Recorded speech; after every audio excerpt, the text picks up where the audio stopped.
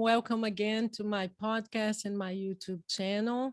Today we have mother and daughter with us. It's a very special episode for me because Thea actually contacted me through I believe, the website. And she told me that she had just lost her father a few months ago by suicide. And I remember thinking, Thea, when I read your email, first of all, my first reaction was, wow, that's very raw. It's very recent. And I worry as a therapist that every time I have someone contact me, and I've had this happen in the past, someone contact me, they want to be on the podcast, but then I talk to them and said, no, this is going to be re-traumatizing. I do not want, I'm not going to do that. And it's very hard to say no, but that's what I did to you. I didn't say no, but I said, okay, let's talk. I just want to see where you are. And that's what we did. A few days later, we had a conversation and I realized that you were ready. You had put a lot of thought into it. You were emotional, of course, but naturally emotional. But the one thing that really made me decide for yes was when you said, how about if my mom participates? So to me, I felt, okay, that's an extra layer of support for you. And that's what really made me comfortable saying yes, because I know it's recent and it's recent for both of you. Of course, it's a loss that you're sharing. We were talking before starting to record, and I was talking to Jeanne, and I said, wow, you have a very unconventional situation and relationship here, because it's not one of those conventional families. They have a mom and dad and they live together. Sometimes they separate. No, this started very unconventionally. Jeanne met Brian many, many years ago, over 30 years ago. They lived in a commune. So I want to start there with you, Jeanne, because I think it gives us a very important and precious, in a way, background of what happened, of who Brian was, the kind of relationship that you had with him, and the kind of relationship that co-parenting brought to both of you. So can you just talk about Brian, the Brian that Thea partially knew, but there is another part of him that only you know? So tell us a little bit of how you met and how this story began. Okay. So I met Brian when I was 18 years old, Mm-hmm. and I was searching for something meaningful to do with my life. I knew that I wanted to live on a commune, and I knew that I wanted to learn how to grow food. Mm-hmm. And my mother had found a colleague of hers, my mom is a social worker, a colleague of hers had read an ad for a farming apprenticeship in the Chicago Reader. Mm-hmm. And it turns out that Thea's father had written this ad and decided to advertise to find apprentices to come to this commune in California, in Mm-hmm. Southern California. He decided, let's run an ad in Chicago. So when I called the commune, it was called Zendik Farm. Mm-hmm. I spoke with him. We all changed our names at Zendik Farm, and Brian was named Chen. So, and if anybody has read the magazine that Thea's dad was the editor of at Zendik Farm, they will know him as Chen. But Okay. uh, Okay. so that was from the I Ching. He was. So it's important to say you called and the first person who picked up was him. Yeah, Was him. So you, Yeah, you the talked to first him. conversation ever Yes. with the commune was him. was Yeah. him, and I was 18, and I possibly felt a deeper connection with him in that phone call on kind of a worldview level than I had ever felt with anybody in my life. Mm. Um, he said to me, well, you know that human beings are destroying the earth, right? And well, we're here on this commune trying to do something about that. Wow. And that was straight to my heart. That's That values, right? Values. That's it. Yeah. And it was exactly what was concerning me at 18. And I knew I wanted to do something about it. You know, the destruction of our environment. And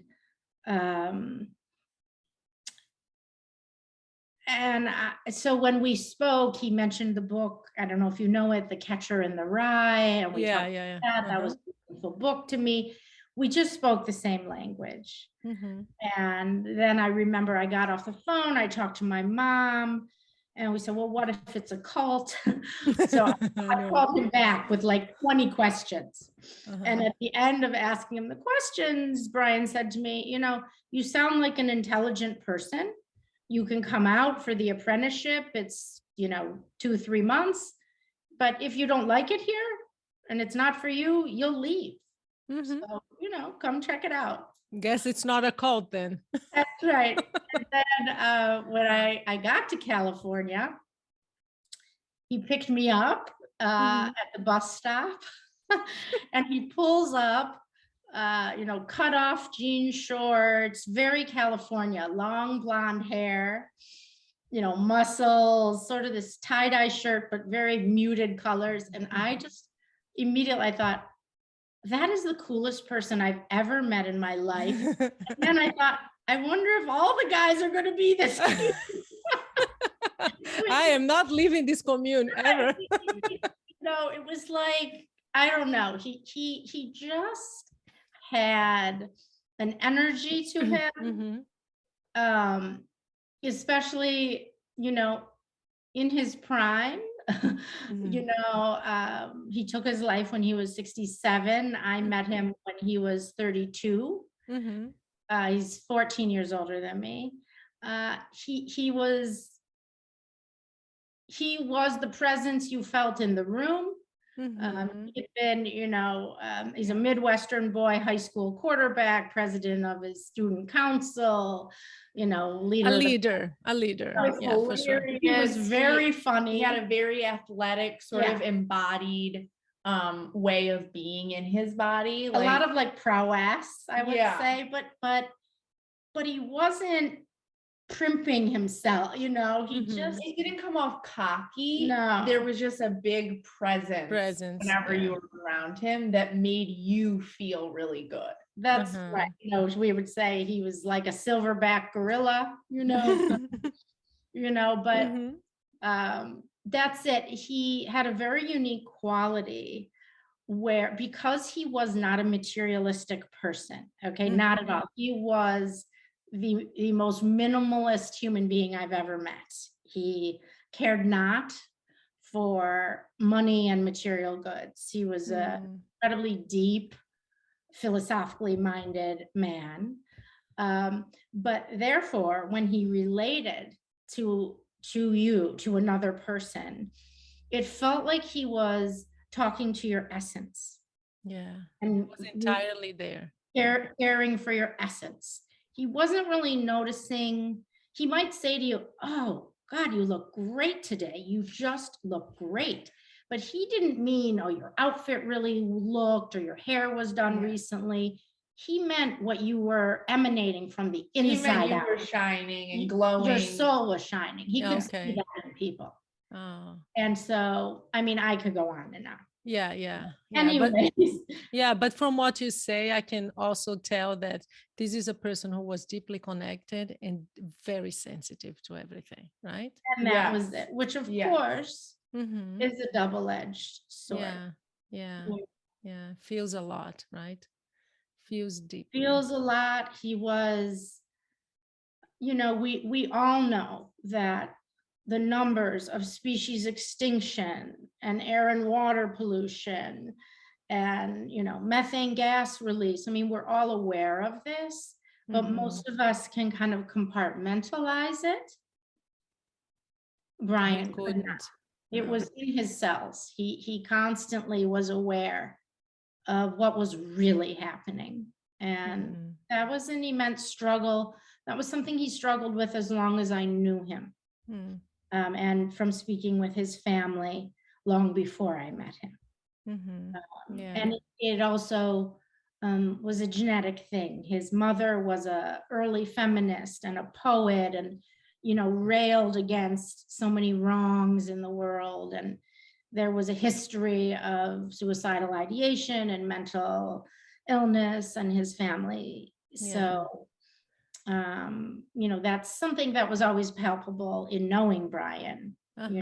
Was his struggle inside of his head. And this was a struggle that, as you said, since the beginning, it was always there. I mean, this sense of I'm doing my part, but still the earth is being destroyed, and still he was feeling it very deeply. Absolutely. And I would say the other part of the struggle in his mind really had to do with love and intimacy. And Thea was by far the most precious being to him on the planet. And I believe he was closer to her than he was to any other human being.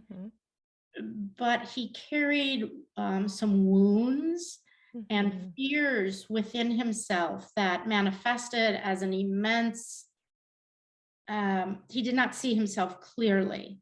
He did not know how wonderful and lovable and valuable he was, no matter how we tried to convince him. And that aspect of his personality was something that I experienced firsthand, from when I was 18 or 19. Early on, you could. Early on, yeah. Very early on. Very early on. But I will say that even though he struggled so and had so much negative self-talk, to me, he was always just so compelling and irresistible as a friend, as a person to make a child with. He just... How long did you stay with the commune?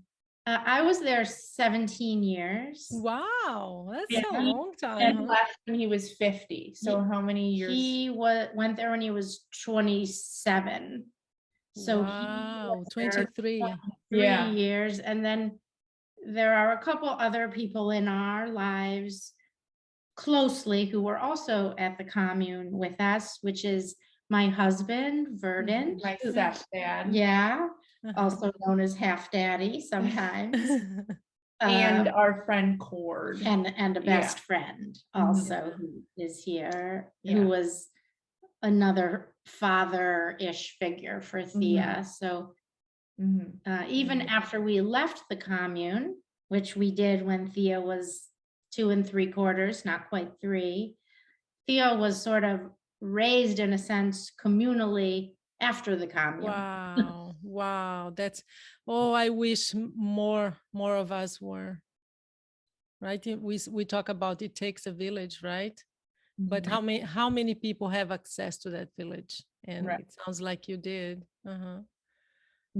Yes, yeah, I did. And it's been nice now going through this that I have kind of a second dad, in my stepdad. And then also that we have this best friend Cord, who my mom mentioned.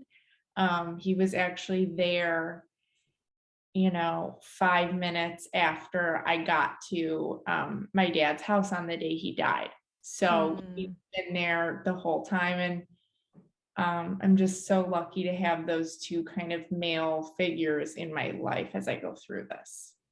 And also, my parents are still alive. They're in their early 80s, and a huge part of Thea's life as well, and my support system too. So, and other members of our extended family have been incredibly helpful to us. Yeah.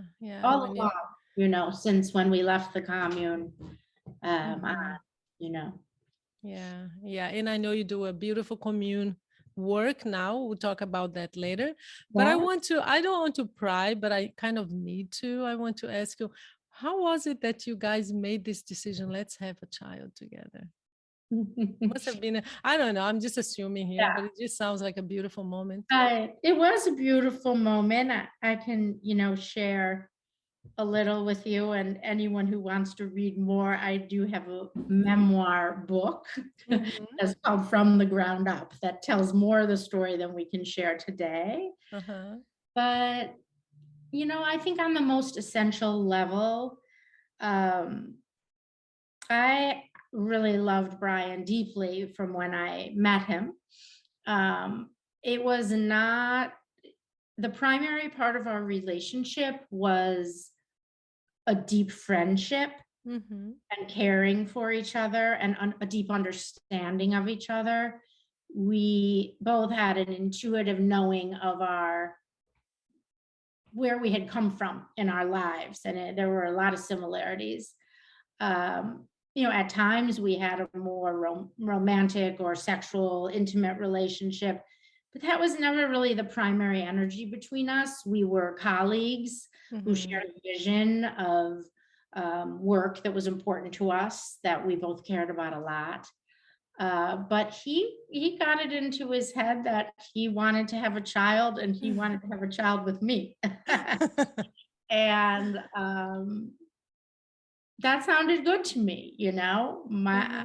I wanted to do that, and I loved so many things about him. Probably especially the way his mind worked, in that his understanding of things on the biggest picture, even human consciousness Mhm. and Mhm. universe, and really broad things that were meaningful to me. We shared a Mhm. worldview. So um, it's a complicated story that has a lot of layers and factors to it. But, Sure. I think that I felt that, like I said, I'd never, this was a 1 in a million man, a very extraordinary human being who really lived his own way. Mhm. And that I I wanted to mate with him and make a child with him, Yeah. to carry forward Yeah. what was so Yeah. amazing about him. And Thea does embody many of his best qualities. Mm. Okay, let So me let me go to Thea now. So, what are these qualities that you embody, you say? No idea. No idea. Not the right person to ask, huh? Well, I have to say that I don't know you, of course, but the fact that you contacted me, and that shows bravery too. That shows not only that, but something that comes from both your parents, is this idea of, let me help somebody else. If I can share my story, and that's what you told me. I know it, and I remember you even said, when you wrote to me first, you said, I know it's very early, but I feel that I'm ready to do this, and I feel that I can help somebody with my testimonial. So that's I'm sure, something that comes from both your parents. They were both people of conviction and values, but this communal spirit that they had, you do have it in you. So thank you for doing this. And I know it's not easy. You were just telling me, before we started recording and getting ready for this, that it's been a tough few days because it was your dad's birthday. Was it last week? Yeah, it was a week ago from today. Mhm. Mhm. And of course, dates, that's what they do, right? In grief, we come back to the lows and then kind of climb hardly up. So how are you doing today, Thea? And how have these past few months been for you? I think so. Today I'm feeling the grief is not in my face today. I'll put it that Mhm. way. Mhm. I as time has passed since he died, I've obviously had life responsibilities kind of come back and have had to become more busy. And so that often puts the grief kind of just to the side because I have to focus externally on all these responsibilities. So today was a busy day and it wasn't up in my face. But the past few months have been completely grueling, and the hardest work I've ever done in my life, and the deepest pain I've ever felt. And I think because it's only been maybe 3.5 months, I still deal with so much shock. At different times, I'll be like, oh my gosh, that really happened. And my dad really did that, because that's not really how I experienced him to be. And yeah, it's something that, I never obviously saw coming at all. And it's been just so deeply challenging, but I am okay. I am definitely okay, and I know that, and I feel that. So I'm just trying to really listen to myself and ride the waves as they come, and set low expectations for myself of what I'm going to demand of myself and everything. Yeah. When you say that's not what I experienced him to be, so tell me about your father. Yeah, mean, my dad was just kind of the only way I could describe it is the best. He was just the best. And him and we had very similar interests, and we had a part of ourselves that was just so similar. Like, I'm really similar to my mom, but there was kind of this other part of me that I always felt like my dad was kind of the only one who I really shared that with, and who really understood that kind of certain feeling in me. And I just didn't experience him to be that dark or that troubled or that mentally ill, I guess. I definitely experienced him to be less troubled than he really was. It didn't cross my mind that he would do that. It didn't cross my mind consciously. I think it did unconsciously. But yeah. Yeah, in the last few months of his life, or maybe a couple of years, I want to go back to Jeanne. Did you see it coming at all? Because Thea said no, it was a big surprise for her. But as you said, I mean, you knew this wounded part of Brian that I'm sure he kept inside, because from what you say.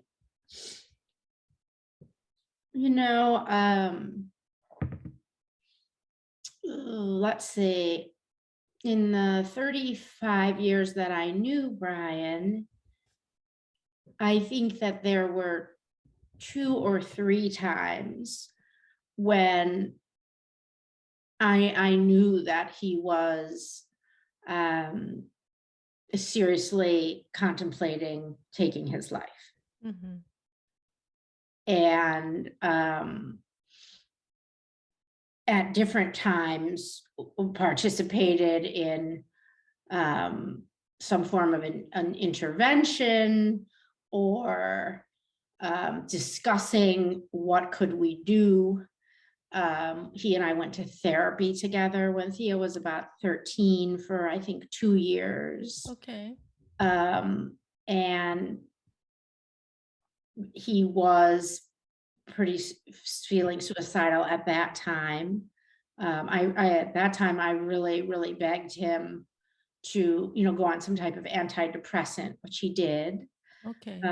And our therapist and I both, spoke to him about how devastating that would be to Thea and to us were he to take his life. So we had even really discussed it. Okay, so and he verbalized it at the time? Yes. And as the years went on, I think that he sort of recovered from that very dark period. when Thea was about 13. But then I think these past, maybe certainly during COVID, but even, 4 or 5 years, I was always worried about him. And I was always kind of strategizing, I would call his brother and sister, and maybe they would come visit and his spirits would be lifted. Or I think that, consciously, I just thought that he wouldn't take his life, and that he absolutely would not do that to Thea and to our family. And I knew he loved us, but on another level, I really did see that his functionality, the negative stories he was telling himself were gaining more and more power, and his ability to kind of function in the world was decreasing. The past couple years, Thea and I took long walks with him along Lake Michigan. We'd walk for a couple hours, and it was very joyful. We had a lot of fun. And it was kind of magical. It was special. We would have a 3-way hug, and we'd talk, and Thea would tell us all about her classes. But there was a little feeling when I look back now that we were all really cherishing those moments. The level of cherishing. We were all so present with our love for each other.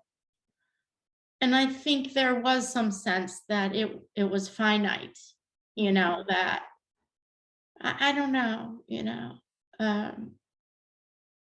So his conflict about living as a human on the earth at this time in history, that conflict within him was pretty palpable. Yeah. I don't know. There was always this feeling of who would he respect to receive help from? I see. Okay.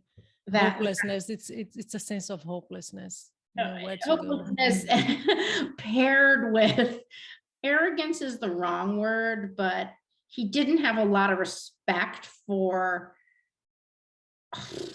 a lot of the system. Yes. Yeah. Yeah, I get it. So, I don't know. It complicated. I'm not sure if I'm It's a being lot. Yeah. No, Thea, do you say that that's not how I experienced him? I didn't realize that maybe did you know, for example, that he had taken medication, and now in retrospect, do you see it differently? Yeah, I did know he had taken medication. I knew he struggled with depression, kind of a bipolar situation. And I do see it completely differently now in retrospect. And that's been a big part of my process, is kind of relearning who my dad was after the fact, now that I've kind of gotten this more full picture idea of his life, including the parts that I was maybe protected from by him and my family, rightly so, because, young. But I do see it differently. And I think that I kind of, like I said, maybe unconsciously knew that that was something he struggled with, because on the day he died, when I got to his house, I didn't know that it was a suicide. And there were a bunch of groceries on his front stoop that he had ordered, who knows when, but they were like freshly delivered groceries. And I remember kind of trying to show the police officer, like, look, do you see he just ordered groceries, so it couldn't have been a suicide. Because he just ordered groceries, so that doesn't make sense. He must have had a heart attack. And kind of, so I kind of see how that was, so I somehow had an awareness of that possibility, even though it wasn't really fully conscious. Yeah. I am looking at both of you, and I know from talking to my uh, listeners, there are a lot of parents listening right now. Parents who lost another parent, and kids, they don't know how to talk to their kids and how to help them. And I see that both of you are going through hell right now, but you are together. You're doing this together. And this is a testament. I mean, doing this podcast together to me just shows how aligned you are. So, what would you say to the parents who are listening? And many times I hear them say, I don't know how to talk to my kids, or should we talk to our kids? So, I want to hear from both of you. What helps a family heal in a moment like this? I think there's so much. I think, yes, you should definitely talk to your kids. I think talking always helps, unless, they say, I don't want to talk about it right now. But I think making the effort to check in about it is so, so important, because as you go back into life, it can be easy to kind of not check in, but it's so important to do that. And I think for me, what's really helped from my parents was that they really respected my instincts around everything I wanted to do after the death, be it bury my dad here or in this way, or keep certain things of his, or go to his house, not go to his house. They really let me direct the process, so that I could honor what felt best to me instinctually.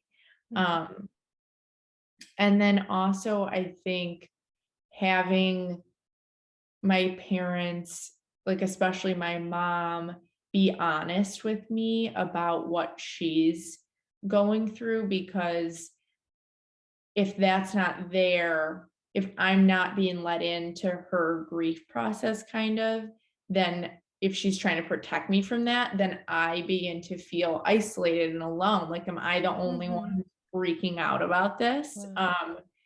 And also my mom allowing me to have my anger and just totally have my process, and understanding that we have two different processes. They don't need to be the same. And no one can really tell the other how they should be with this. It's just so individual. And so different, because we had such different relationships with my dad, Of course. and we have different bodies and systems. So I think for us, we've also just spent so much time together since it happened. Like, it does not feel good I don't live at home with my mom and my stepdad, but it doesn't feel good to not see each other for a long period of time. Like, we check in over the phone so much every day. I come over to the house almost every day. So just knowing, it's been really important for me to just have people around me as much as possible. And to have long talks about my dad and process things that happened in his life and things that happened between me and him and my mom and him, and hear stories. So just really making time to have long talks about it and him and his death and everything, and me and you and everything. Okay, so what I hear from you is that first, be present, no judgment, right? So listen to me and not tell me what to do or what's right and what's wrong, because we know in grief, we hear that a lot. So being present, having her support, and also talking about your dad, his life, not just the way he died, because that's not the whole of your dad, right? And this happens with people who die of suicide. Their whole life is kind of erased, and they become the person who took their lives. Right. Yes. Right? So that's very important. And also, it sounds to me that it's not that you not over talking, but it's just being ready to talk. If you want to talk, they'll be there. They'll be there too. And if you say, I don't feel like talking, no, let's just talk about something else, right? So really respecting each other's grief and your own process helps. Yeah. Okay. I think so. Absolutely. How about you, Jean? What helps you? Well, it's interesting. I agree with everything that Thea just said. Um, from the start, Verd, my husband, and Thea's stepdad, and I both were pretty clear that yes, a terrible thing has happened, but we can still, it sounds strange, but do fun things as a Of family, course. Yeah. and that is really important. So 5 days after Brian took his life, we had a pre-planned trip to California to look at some performing arts high schools for Thea's younger brother. And we thought, are we going to take this trip? And we took it. And Southern California is where I had met Brian, and we had a lot of fun It on was that so trip. fun. Yeah. We explored some new So it was towns. a great trip. We went out to dinner. I mean, we had a We lot of met new laughs. people. Yeah. But so yeah, that kind of knowing that we can always balance it out with things we already love to do and things that bring us so much joy, and we can have fun and Right. and we can, I think sometimes there's that idea that, well, for example, on that trip, my dad took his life 5 days ago. So I think sometimes we would shut ourselves off from the idea of even having fun on that trip. Right. But we kind of had this feeling that, well, my dad took his life 5 days ago, and it's also possible that I can have a really fun couple hours on this trip. Right. And then, maybe I'll have a dip and some cries. Well, but and I mean, every night it was like 4 nights. we slept together. We were in the same bed and we were crying. And, The communal was back, huh? so. And then at the same time, having fun. So Totally. it was, and that's been a big part of the process for us, is really not capping our joy just because it happened. That's and right. Really making sure we're connecting with our joy and doing those things that bring that out. Even though this happened, because we know we can still be happy people. Yeah. Giving yourself permission to continue living. Yeah. And pretty early on, I started to say to Thea, and I think I say it fairly frequently, like, well, do you have some fun things you want to do on your mind? You should do them. Go do some shopping, cook something yummy, I don't know, get a massage. I don't know, sort of extra things, a little more like, let's pick me up. Let's make ourselves a nice, matcha latte. Or I don't know, just simple pleasures. Like, let's make sure we're, whatever it is, a bath with a nice oil. I don't know. We whatever. Really honed in on that a little more, because certainly our expectations for ourselves of productivity or exercise, or we've tried to really let a lot of that go. We spend a lot of time in bed, just sometimes Thea gets holding each other. I love to brush her hair. I love to rub her feet. I don't know. We found things that are deeply connective and nurturing, and we try to do a lot of them. Yeah. That says a lot about who you are, but also who Brian was, right? Because this was a trio relationship. Yeah. And this is something that I'm sure was present with him too. Absolutely. Yeah. Totally. And I also think that's part of why it felt so easy to give ourselves permission to experience joy and everything afterwards, because my dad was very kind of focused on not bothering anyone else, as odd as that sounds, because he took his life, but he was very focused on not wanting anyone to go out of their way to do something for him, or Very self-sufficient, huh? yeah, he didn't want to be a burden on anyone.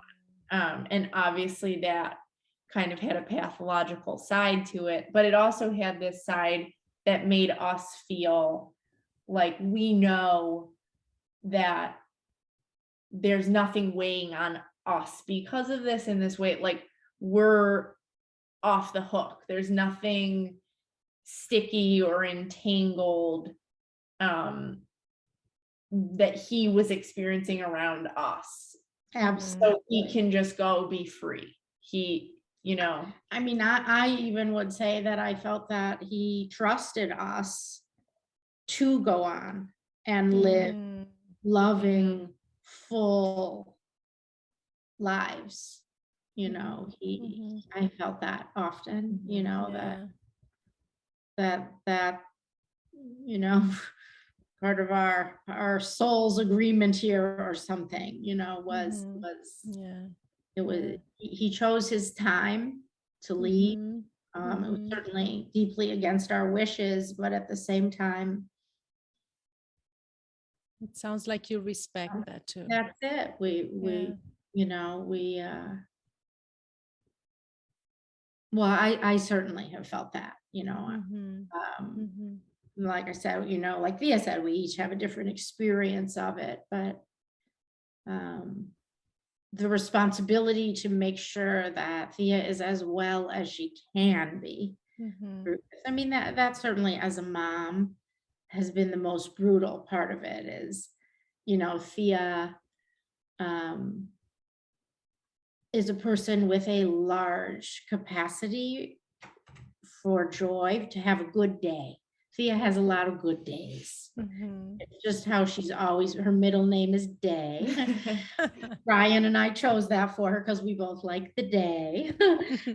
We thought she would like the day, and she does, but to see her have this enormous hole in her spirit from this terrible thing that has happened, Yeah.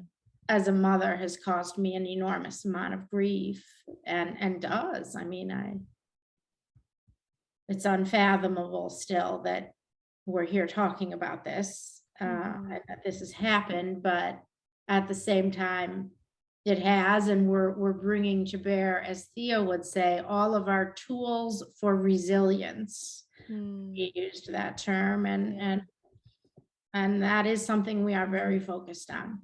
Yeah, and I think one more thing for parents and children would be, it's important to talk about your person and what happened, but it's also important to talk about